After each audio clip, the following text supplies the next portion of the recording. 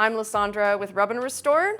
We have recolored this in a green, and bright primary, secondary colors sometimes can have color transference to fabric, which is called crocking. And the way to test for it is just to buff the dried color with a dry rag. And you'll see that in doing so, it slightly polishes the surface and makes it look a little brighter.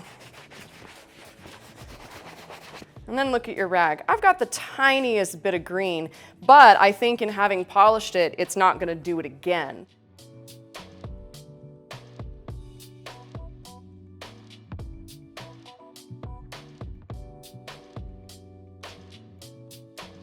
If it were more dramatic than this, I would say put an additional sealer on the leather. Our Clear Prep+Finish will dry rather glossy when applied with a sponge. If you were to spray it, it would be more subdued, like a satin finish. You could control it more.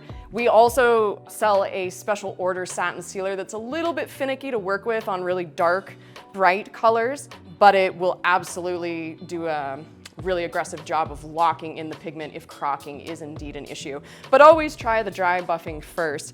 And if you have an earth tone color, those usually don't need additional sealers. And if you put that color on your leather and it looks just a little on the dull side, you want it just to shine up a little bit, just try dry buffing it. And if you still need more shine, then add a clear finish.